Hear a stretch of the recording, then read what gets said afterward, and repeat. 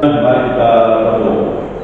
Bapa di surga, kebenaran firman-Mu dari Lukas pasal 14 ayat 24 sampai 25 sudah terbuka di hadapan kami. Namun kami sadar akan kelemahan kami, keterbatasan kami dalam memahami firman secara baik dan benar. Karena itu Bapa berdoa, Roh yang kudus tolonglah kami, urapilah kami, dan berkatilah kami dengan firman-Mu di pagi hari ini. Dalam nama Tuhan kami Yesus Kristus kami berdoa. Amin. Demikian sabdanya, segala sesuatu harus dilepaskan untuk mengikuti Yesus. Lukas 14 ayat 25 sampai 35. Pada suatu kali banyak orang berduduk mengikuti Yesus dalam perjalanannya. Sambil berpaling dia berkata kepada mereka, "Jikalau seorang datang kepadaku dan dia tidak membenci bapaknya, ibunya, istrinya, anak-anaknya, saudara-saudaranya laki-laki atau perempuan, bahkan nyawanya sendiri, yang tidak dapat menjadi muridku. Barang siapa tidak memikul salib dan mengikut aku, dia tidak dapat menjadi muridku. Sebab siapa di antara kamu yang kalau mau mendirikan sebuah menara tidak dahulu membuat anggaran biayanya, kalau cukup uangnya untuk menyelesaikan pekerjaan ini, supaya jika ia sudah meletakkan dasarnya dan tidak dapat menyelesaikannya, jangan-jangan semua orang yang melihatnya mengejek dia sambil berkata, orang itu mulai mendirikan tetapi ia tidak sanggup menyelesaikannya. Atau raja manakah yang kalau mau pergi berperang lawan raja lain tidak duduk dahulu mempertimbangkan apa dengan 10.000 orang yang sanggup menghadapi lawan yang mendatanginya dengan 20.000 orang? Jikalau tidak, ia akan mengirim utusan selama musuh itu masih jauh untuk menyanyikan syarat-syarat perdamaian. Demikian pula tiap-tiap orang di antara kami yang tidak melepaskan dirinya dari segala miliknya tidak dapat menjadi muridku. Garam memang baik, tetapi jika garam juga menjadi tawar, jangan apakah ia diasinkan? Tidak ada lagi gunanya baik untuk lada maupun untuk pupuk, dan orang membuangnya saja. Siapa mempunyai telinga untuk mendengar, hendaklah ia mendengar." Demikian kebenaran firman Allah di pagi hari ini. Berbahagialah semua orang yang mendengar firman Allah dan melakukannya dalam hidup sehari-hari. Haleluya, haleluya.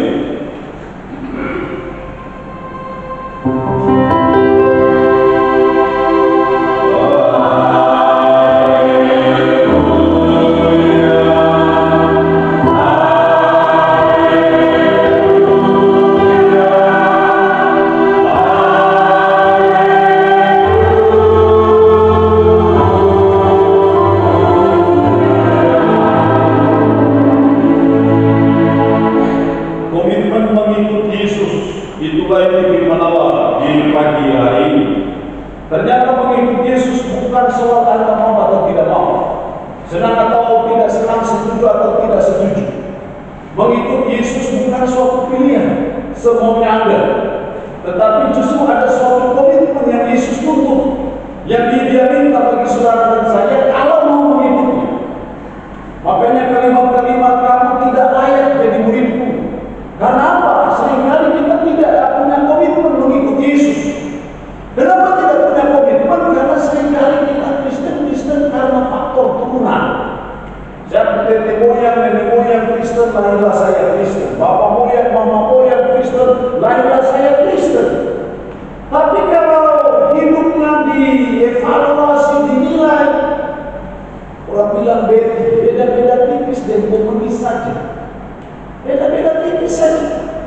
Komunis mana kita juga mau kok. Komunis tukang mayar, kita juga tukang mayar. Sama aja. Persoalannya apa? Karena keturunan saja. Makanya kekristenan itu dianggap biasa saja. Nah, karena itu kebenaran firman Allah bagian ini mengajak kita bahwa ada komitmen. Kalau kita bicara komitmen berarti bahwa ada suatu keteguhan hati, ada suatu tekad yang dituntut dari saudara dan saya. Kalau mau mengikut Yesus, makanya dalam ayat pembacaan kita diberikan gambaran. Jangan sampai ada seseorang yang mau bangun rumah, harusnya Anda duduk dulu buat pertimbangan kira-kira butuh biaya berapa. Jangan sampai baru selesai kondisi fondasi bangunan sudah mulai berdiri, tapi tidak bisa menyelesaikannya karena biayanya sudah tidak ada. Makanya kalimat berkata, orang lain akan berkata dia sudah memulai tapi tidak bisa mengakhirinya. Atau juga gambaran ketika saudara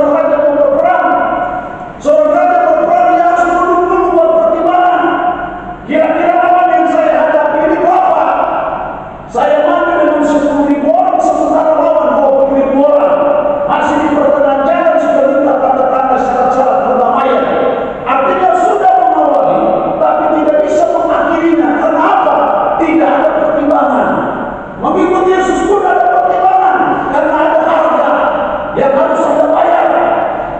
Kalau mau, pertimbangkan dulu. Kalau mau, silakan. Kalau tidak, mundur.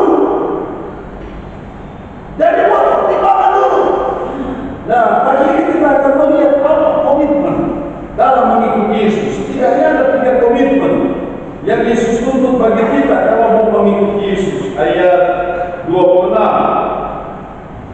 Jikalau seorang datang kepadaku dan ia tidak membenci bapaknya, ibunya, istrinya, anak-anaknya, saudara-saudaranya laki-laki atau perempuan, bahkan nyawanya sendiri, apa? Ia tidak dapat menjadi murid. Kalau kita mengasihi orang lebih daripada Yesus, Yesus bilang, kau tidak pantas jadi murid, lebih jadi murid orang lain saja.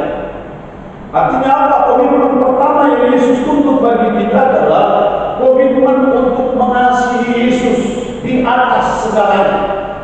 Mengasihi Yesus lebih daripada yang lain.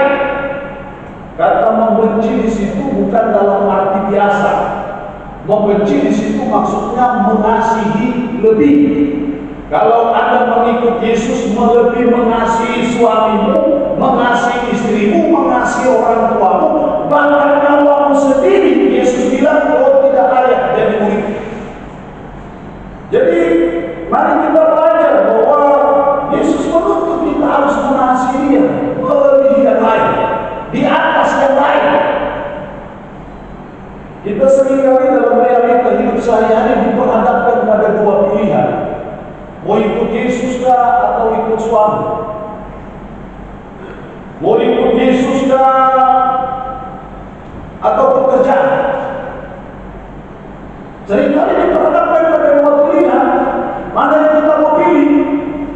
Yesus bilang, kalau kamu masih lebih mengasihi pekerjaan daripada aku, ya kau jadi murid pekerjaanmu sudah, tidak usah muridmu.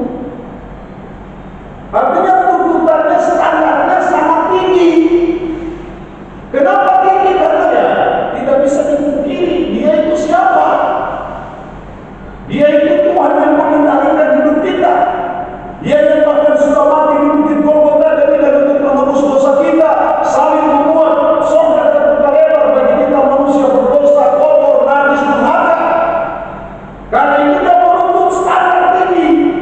Harus mengasihi Dia lebih daripada yang lain. Kalau kita nilai diri kita, kira-kira kita memenuhi syarat nggak ya? Kalau kita harus mengasihi Yesus lebih daripada yang lain, kira-kira kita layak nggak ya jadi muridnya? Mari kita belajar untuk kita memenuhi komitmen ini, karena Yesus tuntut. Banyak orang berduyun-duyun datang. Artinya Yesus sebenarnya tidak butuh pengikut yang ikut-ikutan. Yesus tidak butuh pengikut yang simpatisan. Tidak. Yesus tidak butuh kuantitas. Yesus lebih butuh kualitas dari pengikutnya. Seringkali dalam percakapan teologi saya seringkali beritahu, kita beritakan Injil kepada orang lain, kepada siapapun, bukan untuk memperbanyak orang beragama Kristen. Kita beritakan Injil supaya banyak orang masuk surga, bukan untuk supaya orang Kristen banyak. Karena orang beragama belum tentu beriman. Orang masuk surga kan bukan karena dia agama Kristen, bukan karena KTP-nya Kristen. Orang masuk surga itu karena dia beriman. Nah, orang beragama belum tentu beriman. Orang beragama Kristen belum tentu beriman kepada Yesus. Padahal yang memberi kita keselamatan itu adalah iman, bukan agama. Kan jelas Yohanes 3:16 bilang, karena begitu besar kasih Allah akan dunia ini, sehingga Dia telah menurunkan anaknya yang tunggal, supaya setiap orang yang percaya, bukan setiap orang yang beragama Kristen. Setiap orang yang percaya kepadanya tidak binasa, melainkan hidup yang kekal. Karena itu kalau orang beragama Kristen tidak beriman, percuma beragama Kristen.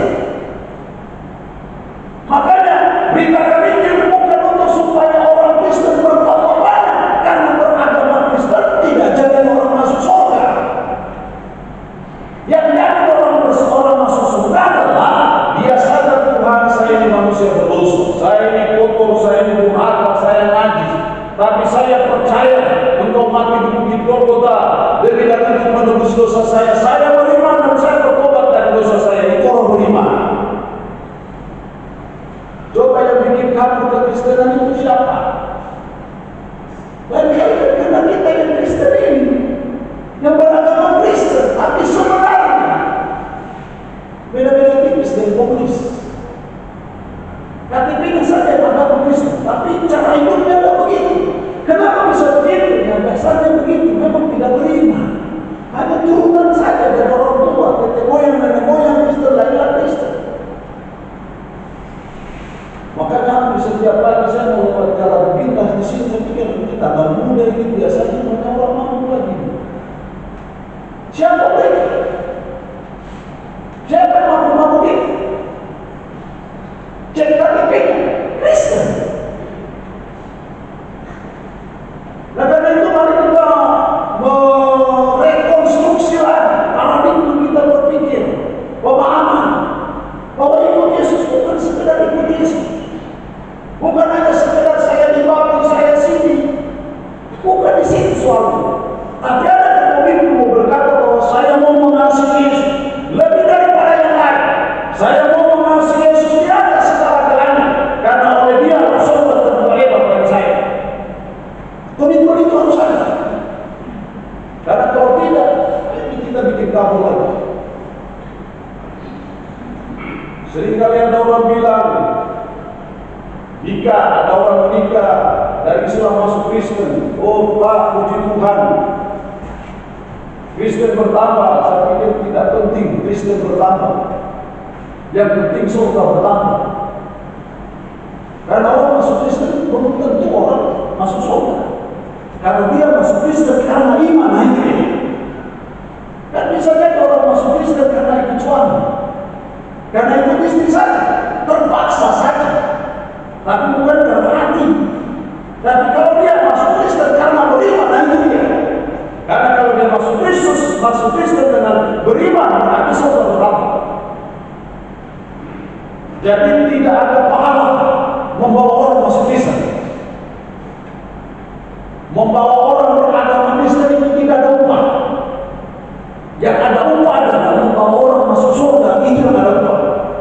Membawa orang sadar bahwa dia manusia berdosa dan beriman bahwa Kristuslah yang menebus dosanya, itu yang ada upah.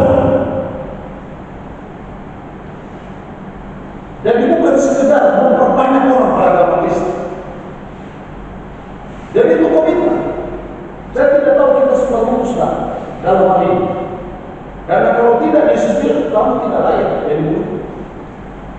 Yang kedua, komitmen kedua, ayat 27. Barang siapa tidak memikul salibnya dan mengikut aku, dia tidak dapat menjadi murid. Barang siapa tidak memikul salibnya, mikir, tidak pantas jadi murid. Artinya yang kedua, komitmen kedua yang dituntut dari saudara dan saya adalah mau pikul salib. Salib itu apa? Salib itu beban. Yang kedua, salib itu penderitaan, lambang penderitaan. Jadi pikul salib artinya apa? Mau terima beban, mau pikul beban. Pikul salib artinya apa? Mau menderita karena Yesus, karena Injil, karena gerejanya, karena pekerjaannya, mau menderita, mau terima beban. Kenapa orang tidak mau jadi majelis, tidak mau terima beban, tidak mau pikul salib? Artinya apa? Ini kamu tidak layak jadi murid. Jadi menjadi murid Kristus harus ada komitmen. Terima beban. Kita ini kan ada pada zaman di mana orang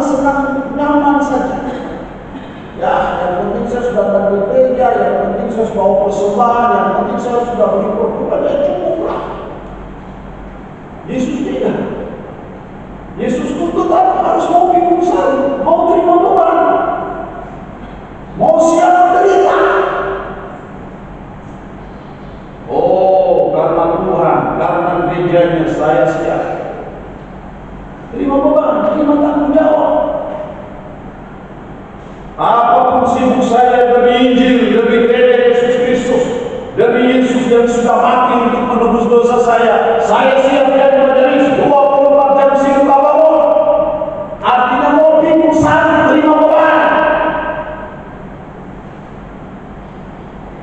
Demi gerejanya, demi Injil Yesus Kristus, saya siap jadi ketua panitia, jadi pengurus apapun siap.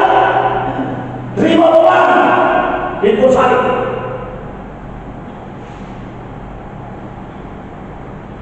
Jadi mengikut Yesus tidak hanya Anda rajin sembahyang itu bagus, rajin beri persembahan itu bagus, beri perpuluhan itu bagus, itu semua bagus. Tapi tidak berhenti di situ. Yesus juga mau dari gereja Yesus Kristus, saya siap jadi badan pelayan unjuk. Saya mau super sibuk apapun demi Injil, saya siap terima beban.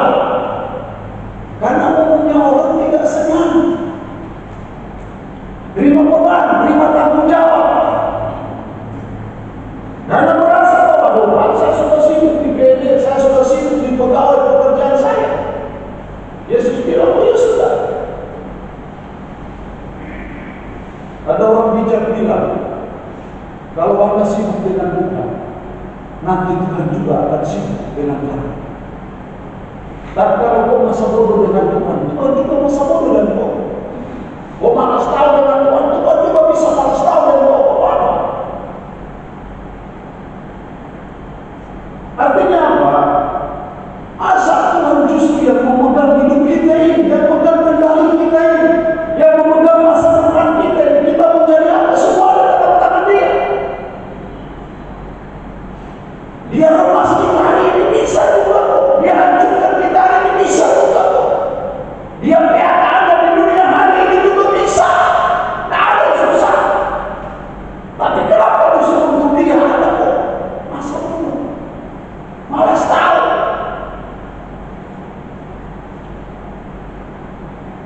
Tuhan juga bisa tutup perusahaan Anda kalau Dia mau. Tuhan juga bisa PHK Anda di pekerjaan Anda kalau Dia mau. Dia punya banyak cara.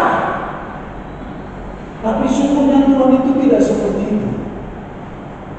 Tuhan seringkali beri kita kesempatan. Tapi kalau sudah berumang-umang juga ya pasti Dia akan bertindak. Itu sudah silakan. Jadi mengikuti Yesus ada komitmen. Saya mau terima beban.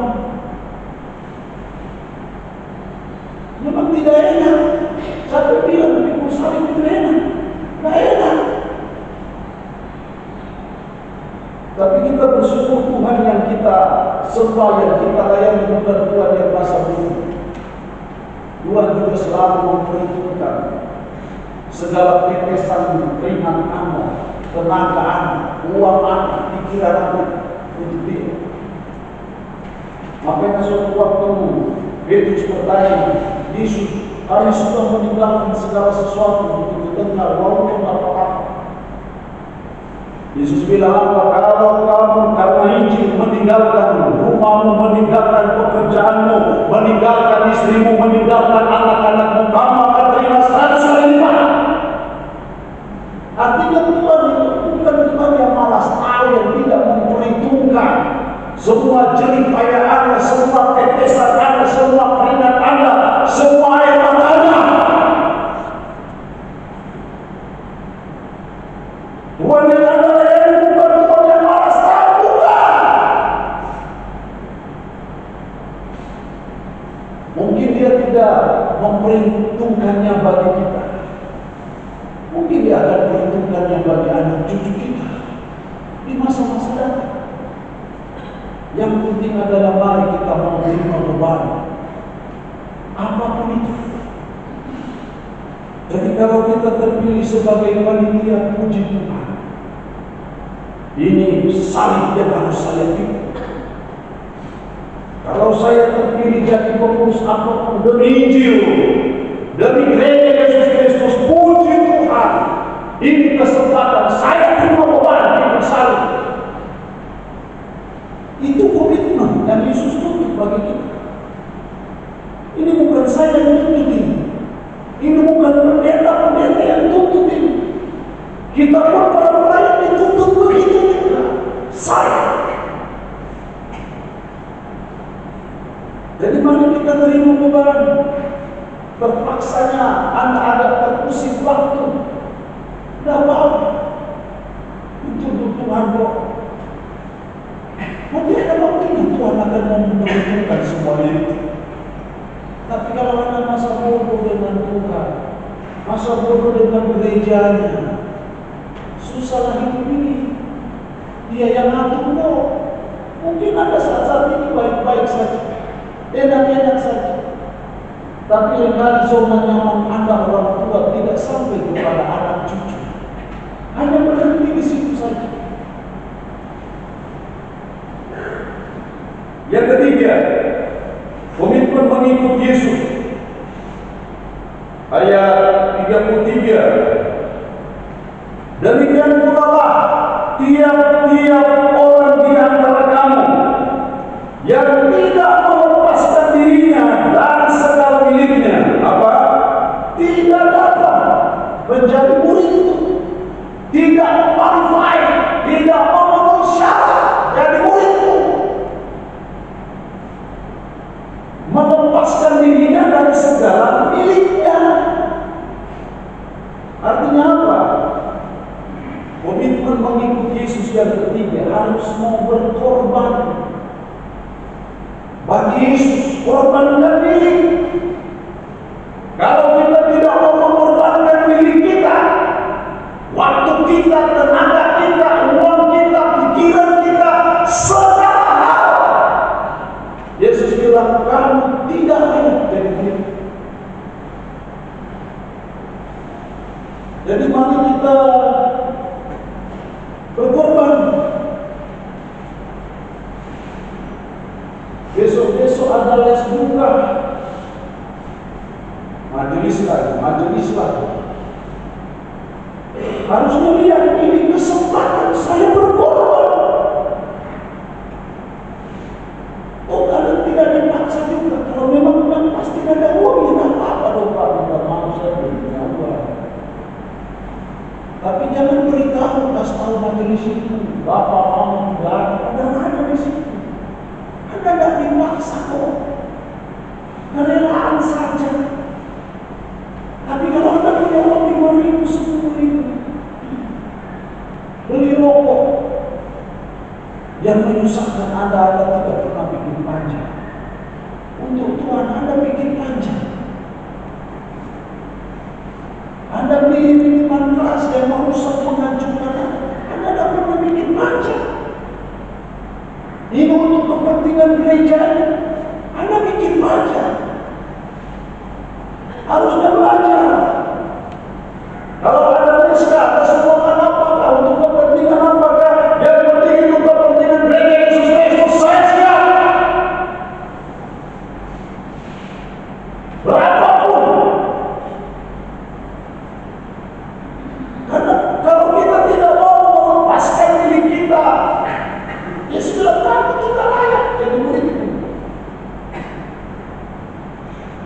Percayalah, Yesus yang kita layani, kalau kita berkorban untuk Dia, percayalah, Dia bukan Tuhan yang masa bodoh. Tuhan selalu memperhitungkan segala pengorbanan Anda. Hanya seringkali kan kita ini tidak bisa mengkalkulasi, tidak bisa tahu. Sebenarnya kita tidak sadar bahwa kita dapat, orang sering bilang rezeki nombok, tidak sadar bahwa karena Anda membantu pembangunan, Tuhan berikanlah balasan ini. Tidak ada dunia kebetulan di dunia ini sesungguhnya. Semua hal itu ada dalam rencana Tuhan, ada dalam skenario Tuhan. Hanya kita kadang-kadang tidak tahu aja. Ada orang yang tiba-tiba kasih kita berkat, kita berpikir bahwa itu rezeki nombok. Tidak ada yang kebetulan di dunia ini. Ada yang mengatur semua hal itu. Yang pasti untuk Tuhan tidak ada yang sia-sia.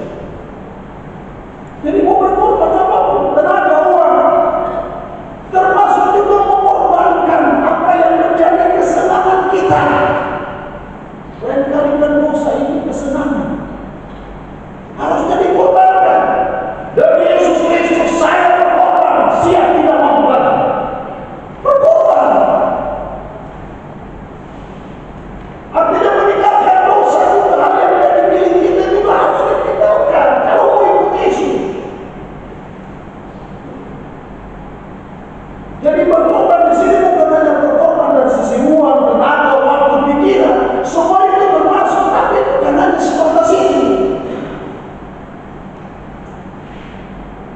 Kau ini seringkali jadi suami-suami yang menganiaya istri. Ya harusnya kita berkata, Tuhan saya sudah berkorban, saya mau bertobat.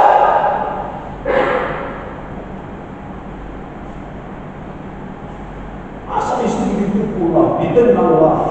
Anda ini siapa? Pakai otak. Istri itu diciptakan Tuhan bukan untuk Anda berlaku seenaknya. Maaf kata saja seperti binatang. Makanya terjadilah KDRT di mana justru dalam lingkungan keluarga Kristen. Anda ini manusia terbuka.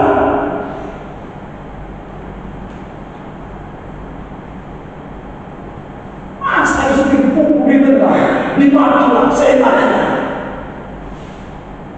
Binatang aja nggak mau begitu kok. Masa istri Anda seenaknya perlakukan begitu. Jadi kita bertobatlah, tinggalkan itu.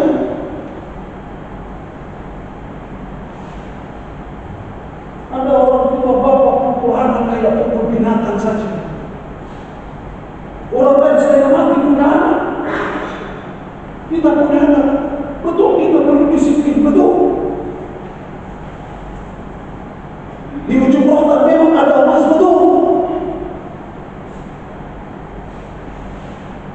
Tapi jangan karena itu kita pukul anak seperti pukul binatang.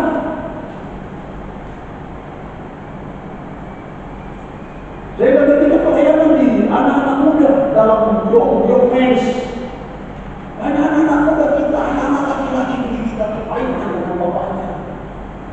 Bapak kotum. Bayangkan anak sampai bilang, Bapak kotum, karena mereka kepahitan. Kenapa kepahitan?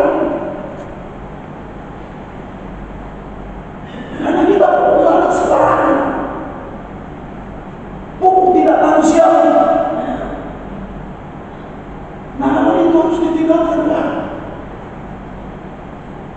Kita mau keluarga yang bahagia, keluarga yang harmonislah, keluarga yang rukun.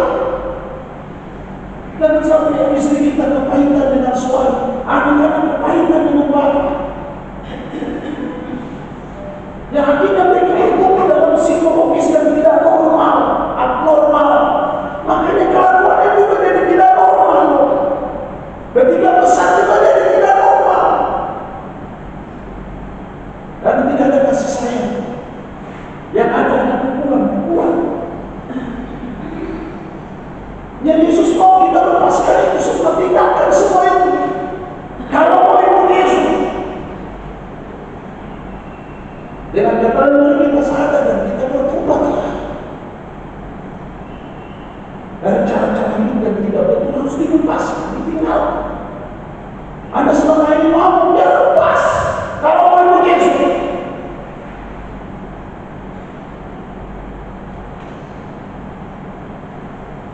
saya seringkali bilang bahwa di sidang jemaat dengan banyak puluhan program.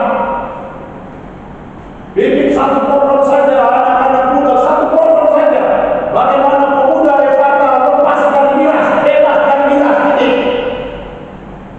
Nah, miras ini terlalu merusak dan memajukan kita. PKB tidak perlu program-program banyak-banyak. Bagaimana PKB bebas dari miras? Karena miras ini lingkaran setan yang menghancurkan generasi muda Kristen, tapi juga merusak dan menghancurkan keluarga. Jadi gereja harus berperan dengan ini. Tidak bisa dianggap biasa. Lain kali menjalankan pagi pelayanan subuh, lain kali agak cemas-cemas karena begitu sudah. Siapa mereka? Orang-orang Kristen juga. Jadi mari kita jadi orang tua juga bimbing anak-anak kita bagus supaya mereka tidak begitu. Anak-anak kita yang buat-buat bikin kacau malu